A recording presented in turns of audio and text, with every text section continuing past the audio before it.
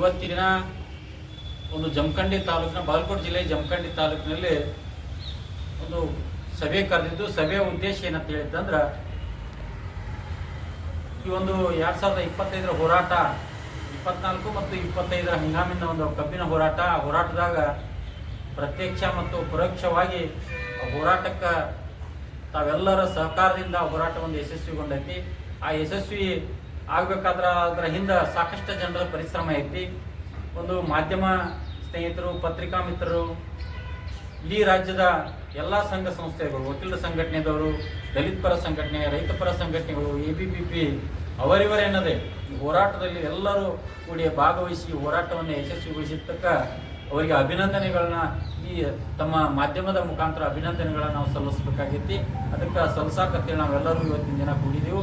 ಬರುವಂಥ ದಿನಮಾನದೊಳಗೆ ಒಂದು ರೈತ ವಿಜಯೋತ್ಸವ ಅಂತಕ್ಕಂಥ ಒಂದು ಜಮಖಂಡಿ ತಾಲೂಕಿನಲ್ಲಿ ಒಂದು 3 ಜಿಲ್ಲೆ, ಬಾಗಲಕೋಟೆ, ಬಿಜಾಪುರ ಮತ್ತು ಬೆಳಗಾಂ 3 ಜಿಲ್ಲೆಯ ಒಂದು ರೈತರನ್ನ ಕರೆಸಿ ಒಂದು ಸಮಾವೇಶ ಮಾಡಬೇಕನ್ನುವಂಥ ಒಂದು ಆಲೋಚನೆ ಇಟ್ಟುಕೊಂಡ ಒಂದು ಆ ಸಭೆಯನ್ನು ಈಗ ರೈತ ಮುಖಂಡರ ಜೊತೆ ಇವತ್ತಿನ ದಿನ ರೈತ ಮುಖಂಡರ ಜೊತೆ ಒಂದು ಚರ್ಚೆ ಮಾಡಿ ನಾವು ತೀರ್ಮಾನ ಮಾಡ್ತೇವೆ.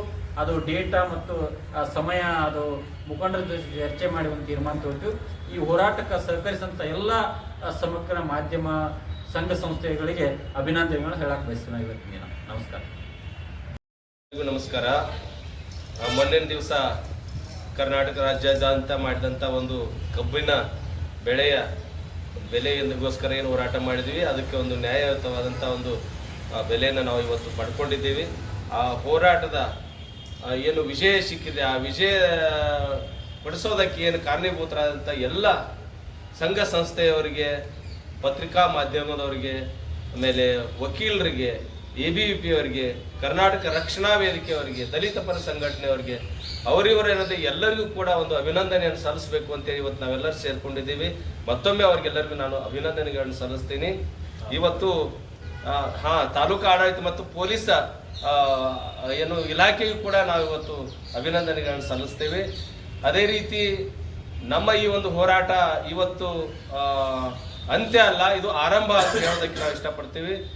ಇನ್ನು ಫ್ಯಾಕ್ಟ್ರಿ ಮಾಲೀಕರು ರೈತರ ಜೊತೆ ಆಟ ಆಡಬಾರ್ದು, ರೈತರ ಜೊತೆ ಕೂಡ್ಕೊಂಡು ಕೆಲಸ ಮಾಡಿದ್ರೆ ಅವ್ರಿಗೇನು ಇವತ್ತು ನಮಗೆ 300 ರೂಪಾಯಿ ಕೊಟ್ಟರು, ಅವ್ರಿಗೆ ಒಂದು 1000 ರೂಪಾಯಿ ಜಾಸ್ತಿ ಆಯಿತು ಸೆಂಟ್ರಲ್ ಗೌರ್ಮೆಂಟ್ದಿಂದ. MSP ದರ ಹೆಚ್ಚು ಮಾಡ್ಕೊಂಡಿದ್ದಾರೆ. ಇದೇ ರೀತಿ ನಿಮಗೂ ಕೂಡ ಲಾಭ ಆಗ್ತೈತಿ.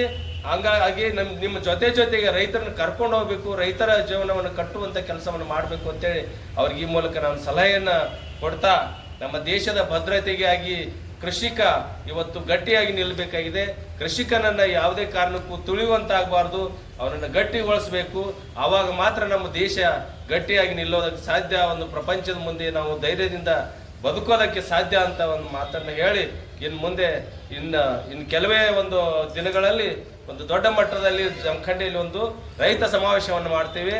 ಯಾರ್ಯಾರು ಹೋರಾಟಗಾರ ಮುಂಚೂಣಿಯಲ್ಲಿ ನಿಂತು ಹೋರಾಟ ಮಾಡಿದಂಥ ಎಲ್ಲರನ್ನು ಕರ್ಕೊಂಡು ಬಂದು ಒಂದು ವೇದಿಕೆ ಮೇಲೆ ಸನ್ಮಾನ ಮಾಡಿ ಎಲ್ಲರಿಗೂ ಒಂದು ಅಭಿನಂದನೆ ಹೇಳುವಂಥದ್ದು ಕೆಲಸ. ಮತ್ತು ಸರ್ಕಾರಕ್ಕೆ ನಮ್ಮ ಏನೇನು ಬೇಡಿಕೆಗಳಿದಾವೆ, ಹಗಲೊತ್ತಿನಲ್ಲಿ ಕರೆಂಟ್ ಕೊಡಬೇಕು ಅನ್ನುವಂಥದ್ದು, ಆಮೇಲೆ ರೈತನಿಗೆ ಒಂದು ಭದ್ರತೆ, ಹಾವು ಕಚ್ಚಿ ಸತ್ರೆ ಆಮೇಲೆ ಕರೆಂಟ್ ಹಿಡಿದು ಸತ್ರೆ ಒಂದು ಭದ್ರತೆಯನ್ನು ಕೊಡಬೇಕು, ಅವ್ರಿಗೆ ಹೆಚ್ಚಿನ ಮಟ್ಟದಲ್ಲಿ ಒಂದು ವಿಮಾ ಕೊಡುವಂಥ ವ್ಯವಸ್ಥೆ ಆಗಬೇಕು ಅನ್ನುವಂಥ ಒಂದು ನಿಟ್ಟಿನಲ್ಲಿ ಸರ್ಕಾರದ ಮುಂದೆ ನಾವು ಇನ್ನಷ್ಟು ಬೇಡಿಕೆಗಳನ್ನ ಇಡೋರಿದ್ದೀವಿ. ಮುಂದಿನ ನಿರ್ಮಾಣದಲ್ಲಿ ರೈತನಿಗೋಸ್ಕರ ಈ ಹೋರಾಟ ಯಾವತ್ತು ಸದಾ ಹೋರಾಟ ನಡೀತಾ ಸಾಗುತ್ತೆ. ಆಮೇಲೆ ಯಾವುದೇ ಕಾರಣಕ್ಕೂ ಈ ಹೋರಾಟ ನಿಲ್ಲೋದಿಲ್ಲ. ಇನ್ನು ಈ ಹೋರಾಟವನ್ನು ಯಾರು ನಿಲ್ಲಿಸೋಕೆ ಕೂಡ ಆಗೋದಿಲ್ಲ ಅನ್ನುವಂಥ ಒಂದು ಆತ್ಮವಿಶ್ವಾಸ ಇಡೀ ಕರ್ನಾಟಕ ರಾಜ್ಯದ ರೈತರಿಗೆ ಬಂದಿದೆ. ಇನ್ನು ಮುಂದೆ ಹೋರಾಟ ನಿರಂತರವಾಗಿ ಸಾಗ್ತದೆ ಅನ್ನುವಂಥ ಮಾತನ್ನ ಈ ಸಂದರ್ಭದಲ್ಲಿ ಹೇಳಿ ನನ್ನ ಮಾತನ್ನು ಮುಗಿಸ್ತೇನೆ.